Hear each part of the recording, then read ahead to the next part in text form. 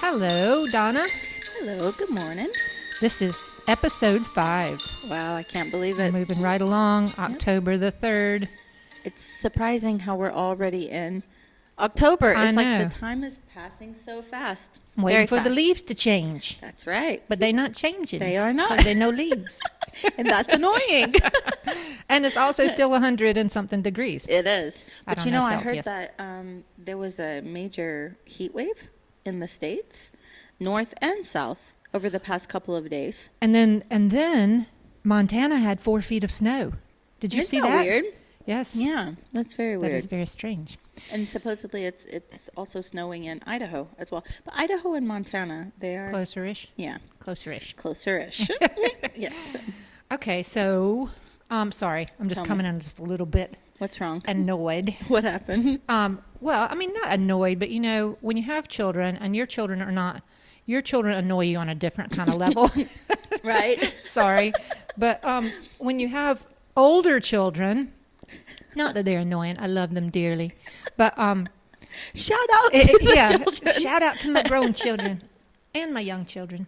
But like my son was just telling me, and he's studying in the U.S. right now, and he was just telling me that he has zero money. So like I'm starting to panic. He's like, I have zero money.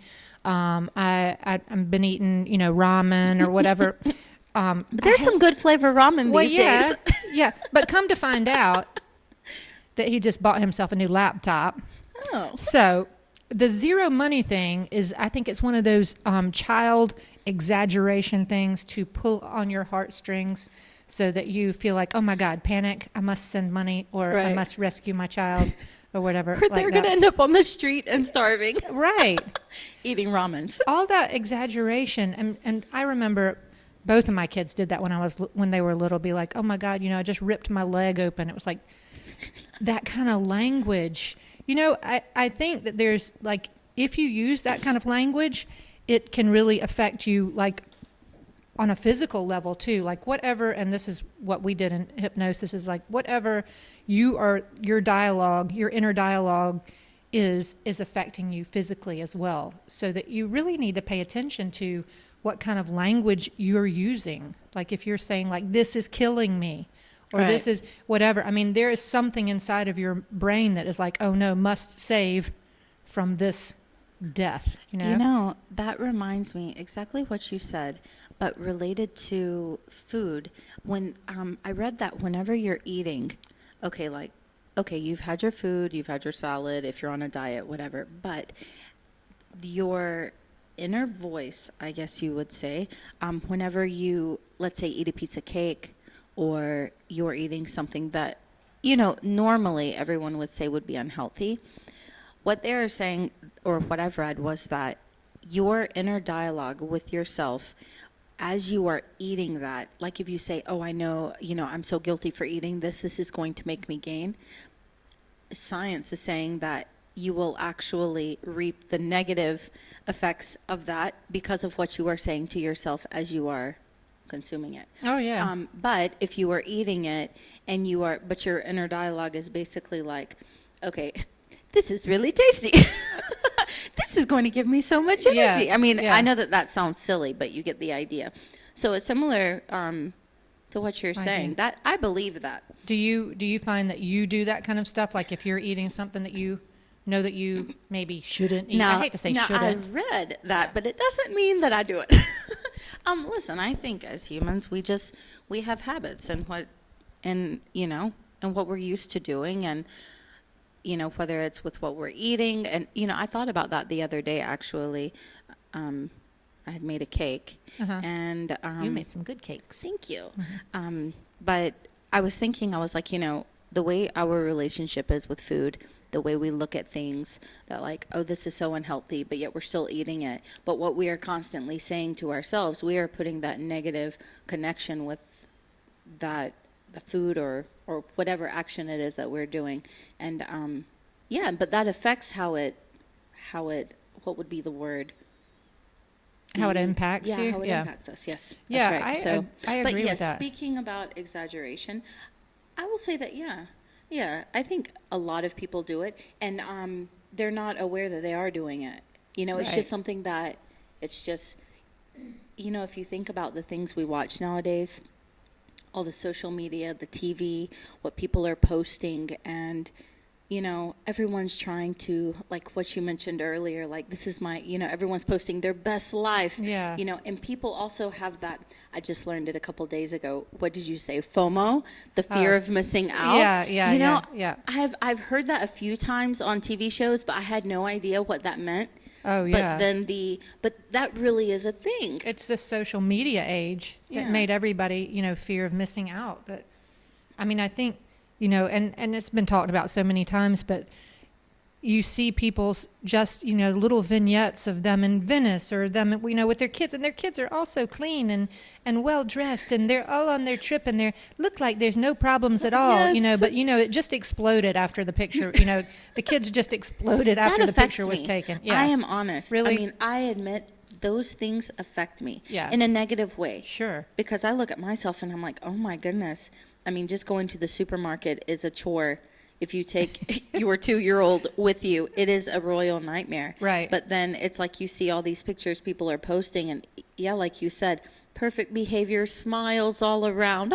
Oh, this is amazing. And it's like, oh my gosh, what's wrong with me? But it's not. I mean, like, logically, don't you know that it's like, because how many people have you run into here and in the U.S., in grocery stores or whatever, where the kids are having meltdowns, especially like at the checkout aisle in the U.S., where they put all those yummy things that the kids want and everything. Just a few weeks ago so as you well, see and it all the time. So logically that it happens to everybody else. That's right. But But at the moment when Yes. you're watching it, Yes. you're not feeling like, oh, this is the norm. You're feeling like, oh my gosh, what's wrong with me? Like, and what's wrong with this situation? What am I doing wrong? Why is my kid having a meltdown? In the middle of hundreds of people. And then do you start to imagine what's going on in the minds of everybody who's looking at you? Like, Yes. oh my God, this woman Yes. is, she has no control over her children. Yes. Her children are going to turn out to be brats or whatever, Or they already are. Right. Yes. Right. Yeah, for me, I just, but there's something about me. I just stand there, and this is, Let it out. I laugh. Because what else can I do? Yeah, Cry? yeah. And that's something about me. I will just sit there and I just start laughing. But like my daughter had a meltdown in the store, and I don't know why, but the conveyor belt, it was really bothering her. I mean, and she just was afraid, and there was nothing that I could do to get her to calm down. Nothing. I took her out of the cart. She didn't want to stand down. I was holding her. Oh my gosh. She was pitching a fit, and it was just like, and everyone's looking. And I am hot, and I can feel like anxiety is building in me. But if you looked at me though, I look calm as a cucumber. See, and then I good. just started laughing, because what else can I do? Right. And I hate it when people though try to get involved. I was going to say, Oh, and do it's you ever try like- to get involved, or you always just No, pass it by?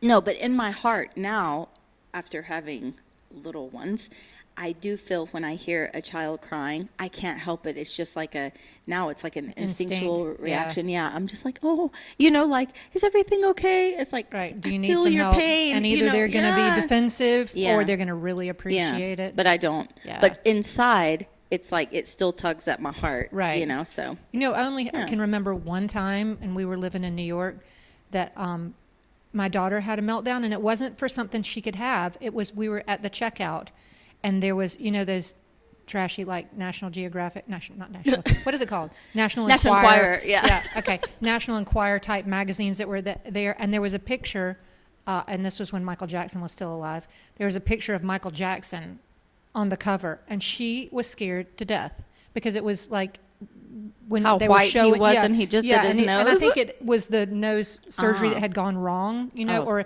they showed him, as it really was, because by then I think he was covering his face with a mask a lot of okay. times.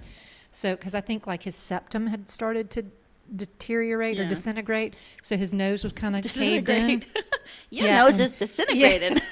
And my daughter was like just freaked out when she saw it, and I she don't just had a blame her. meltdown. That's I was like, freaky. it's okay, it's just a person. But yeah, that was only time. But back to like exaggeration, like why do you does that annoy you like it annoys me? Like when you, especially like even at work, when you hear people like, puffing themselves up and it's maybe not accurate 100% accurate.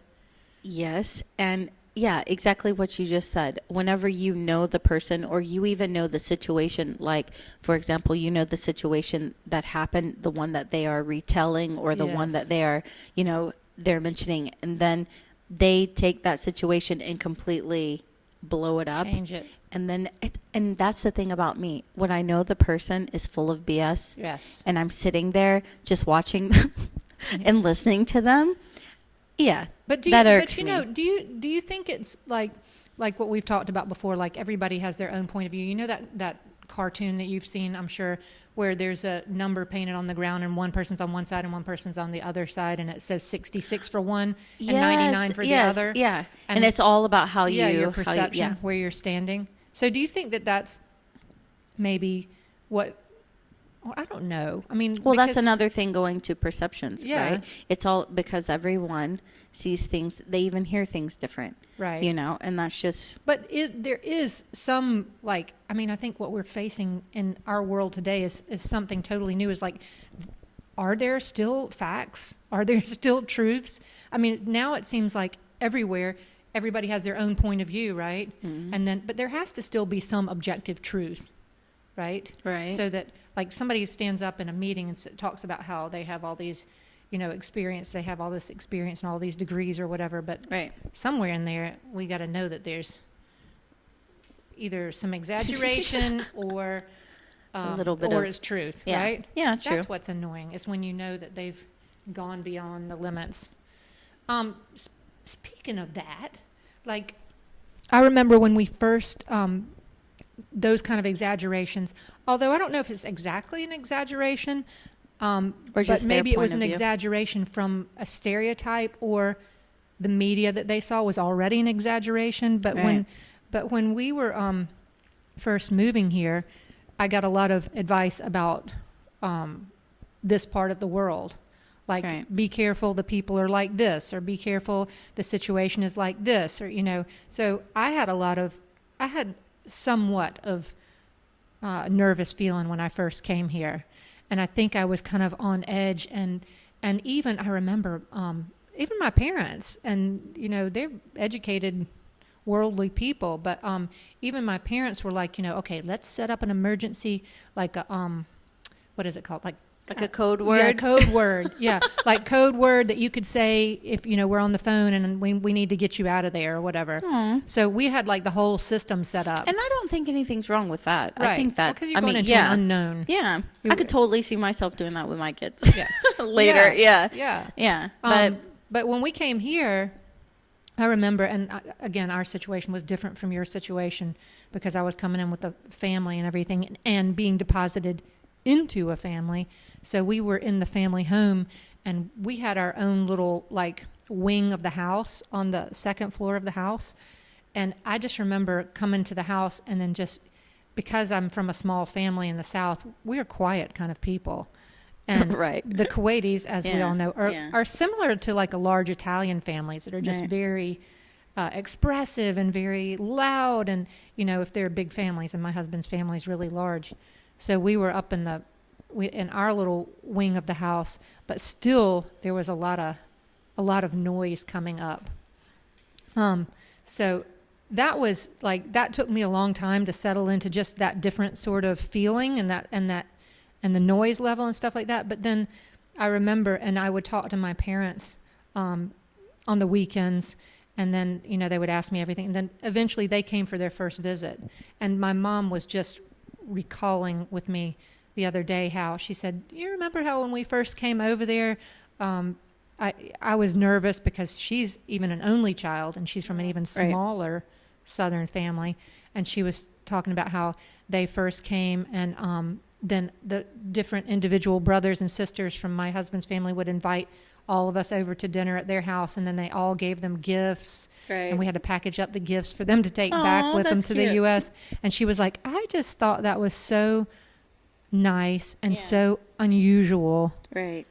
So sometimes it's totally, and when I first came, sorry, I'm just blabbering on. No, it's okay. Go But ahead. when I first came, my husband told me before we came, like, since we had our wedding in the U.S., he was like, when we go there, they're gonna they're gonna throw they'll put you in the middle of the room, and then they're gonna throw like money and sweets and stuff. And I was like, oh my God, I don't want them to throw money at me. I just imagined like myself, and they're just pelting me with, with coins or coins. Yeah, Those large me bills right in the middle of the much head. better. But they do that. It's called noon, right? Yeah. Where they throw, and they do it for little kids and celebrations, throw candy and coins and stuff. But then With the speaking, I agree with you. Mhm. That I think it's just in Arabic when they speak a lot.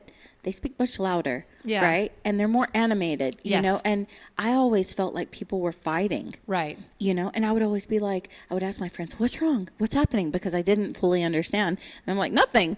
Nothing's And I wrong. would be like, "But you're shouting." No, I'm not shouting. My husband does that as well. Like sometimes, you know, when he talks, he'll talk really loud, and I'm thinking, are you fighting with someone? What's the problem? And no, everything's fine. Just, you know, I would say there's a passion behind the speaking, but I like that. Yeah, I do like think that. I think what the nervousness comes from, or the little bit of like maybe a little bit of tension comes from, is what you just said.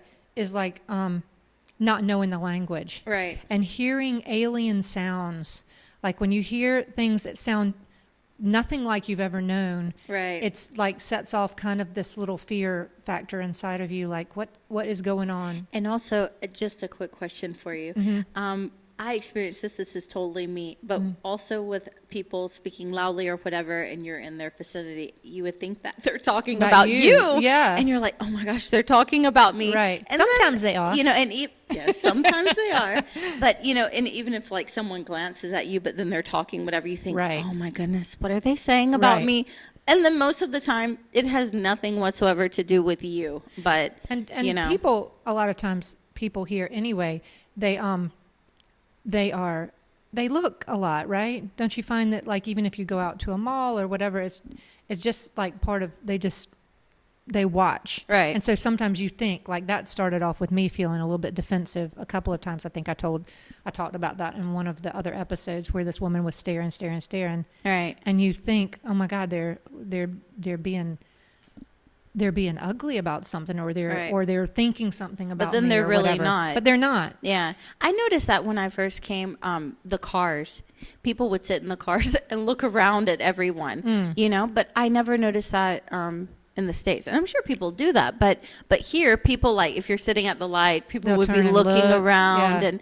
Yeah. And But that's why some of the women here put like the black the- tinted. yeah, on the It's sides like one or- of those, like, little, it's not a Have you seen temporary somebody put tint, but- curtains sometimes? Have you seen that before? Yes, I've seen that, and I think it looks ridiculous. funny, right? Yeah, it's like Right. it's like a theater curtain Yeah. or something. It's yeah, I've seen that. But That's funny. so like a couple of episodes ago, I think we had talked about people sending in if they had stories or Right. or any kind of And observations. we're still waiting for stories. Yeah, please send in your stories. We have gotten a couple, and Great. there was one that this person wrote in from, I believe that she was from, or she is in Seattle. Okay. And she sent in this short little anecdote. Are you going to read it for us? I'm going to read it for you. All right. Because it wasn't a voice. Okay. She says, I was 23 years old when I first met my then husband. He was from my hometown, but our families didn't know each other, even though it was a pretty small place. We started dating, and I found him to be a kind and honest person, so I accepted when he asked me to marry him. All of my friends and family were married, and honestly, I felt the pressure to follow. I was sure this was the life for me. We would buy a house, have some children, and watch them grow to have their own families, all in our same small town. And so we lived together, my husband and I, for about 2 years, both working and saving money for our future family's home, and passing our days together, wake up, go to work, back home, dinner, bed, repeat. Until one day it hit me like a ton of bricks. I liked my partner, our apartment, my town, our friends. I liked it all a lot. But I knew that that wasn't enough. I knew that if I continued to live a life of like and duty, I would grow to resent those who loved and depended on me. And so I dropped it all. I said goodbye and I moved across the country. I started over completely. I got a new career, new friends, and eventually a new husband and a life. I can say for sure it was the biggest and hardest decision I ever made, but it was also what eventually made me too. And I'm happy now. I thought that was sweet. That is sweet. What was her name? Her name is Susan. All right. Oh, wow. Well, that's Thank you, Susan. We really appreciate you sharing that. And it looks like I'm sorry, I'm not trying to laugh, but it's like, and when she dropped it all, it was like, and got a new one. Yeah. Well, where did you go? I can totally relate to that, though. I get Can that. you? I mean, not necessarily with the whole situation. Yeah, but, right. Didn't you ever have a time in your life where you thought, you, Donna, personally, Yes, where you felt like that you were going to be doing something, although you never really felt like you would stay where you were, right? No, I always liked other things, foreign things, different cultures, things like that. Everything was always interesting to me. You know, the differences that has Attracted always you. been right. Yeah, That's right. I always, I don't know, but I can say that even with like studying. I mean, when I was studying political science and business administration as well. Did you like it at that time, though? I mean, did it feel like, this is it, this is for me? Well, to be honest with you, I studied the political science, international relations, because I thought, I want to work at an embassy. But the reason I wanted to work at an embassy was because I wanted to live in another country. Okay. I thought that it would be exciting, it would be fun. Right. But business administration, that's a negative. Yeah. Even though I was studying it, and I think it's something good for you to know, depending on your career. Yeah. But it was definitely not meant Not your for thing. me. Yeah. So even though I was studying it, my advisor at the university was the one who had said that this would be a good major, and they were offering the double majors. So that's the one that I went with. Well, And that's even good. doing my master's, doing my MBA with that, I did it just because that was my second major for my bachelor's. So More power but- to you. and then I completely changed and went to something different. So I Yeah. get that. And that relates to basically anything, though, not just relationships, but also studying, working, right. Yeah, Where you're living. Right. I mean, I can remember, like, I think I've always felt like that too. I like different things, but I remember when I was doing my undergraduate in art, and I decided, I need to take some more practical classes. So I took art for business art, and then I took a marketing class. Big mistake. And I just I can still remember what that classroom looked like.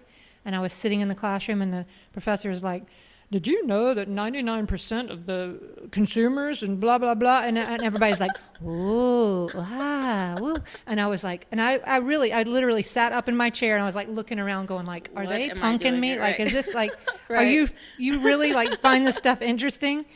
Needless to say, I dropped that class. I So totally get that. I remember that with accounting. Accounting. Oh, Oh, God. my goodness. It was dreadful. Yeah, It was I dreadful. could never. But But you have to, I mean, that's like, even like what Susan is saying, that you have to find, you have to go kind of with what feels like is pulling you in a direction, right? Like, Right. and you might be pulled in different directions at different times of your we life. are pulled to do this podcast. There you go.